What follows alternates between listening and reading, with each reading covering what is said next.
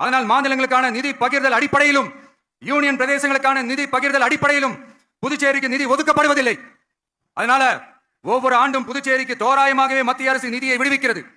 அந்த நிதியும் அரசு ஊழியர்களின் சம்பளம், ஓய்வூதிய தொகை உள்ளிட்ட திட்ட செலவுகளுக்கே சென்று விடுவதால் மீத தேவைக்கு வெளிச்சந்தையிலும் கடன் பத்திரங்களை கடன் வாங்குகிறது புதுச்சேரி.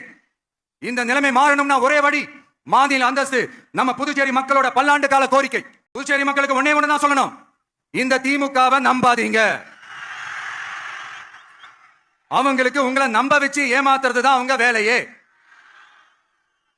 நான் சொன்ன பல கோரிக்கைகளை எல்லாம் தீர்த்து வைக்கிறதுக்கு நம்ம புதுச்சேரி கவர்மெண்ட்டுக்கும் அதோட மக்கள் திட்டங்களுக்கும் ரொம்ப அக்கறையா உண்மையா துணை நிற்கிறோம்.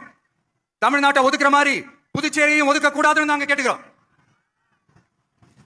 கிட்டத்தட்ட 20 லட்சம் பேர் வாழ்ற யூனியன் பிரதேசமான புதுச்சேரி மத்திய நிதிக்குழுவில் இடம்பெறவில்லை. புதுச்சேரியோட முக்கிய அங்கமாக இருக்கிற காரைக்கால், மாகே, ஏனாம் பகுதிகளில் எல்லாம் முன்னேற்றமே இல்லைன்னு அந்த பகுதி மக்கள் சொல்லிக்கிட்டே இருக்கிறாங்க.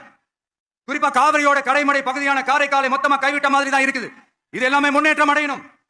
டூரிஸ்ட் பிளேஸ் ஆன புதுச்சேரியில போதுமான அளவு பார்க்கிங் வசதி இல்ல, போதுமான அளவு கழிப்பறை வசதி இல்ல. இதெல்லாமே மேம்படுத்தணும். புதுச்சேரி கடலூர் மார்க்கமான ரயில் திட்டம் வேணும்ங்கிறது நீண்ட கால கோரிக்கை. புதுச்சேரி மக்களுக்கு ஒன்னே ஒன்று தான் சொல்லணும், இந்த திமுகவை நம்பாதீங்க. அவங்களுக்கு உங்களை நம்ப வச்சு ஏமாத்துறது தான் அவங்க வேலையே.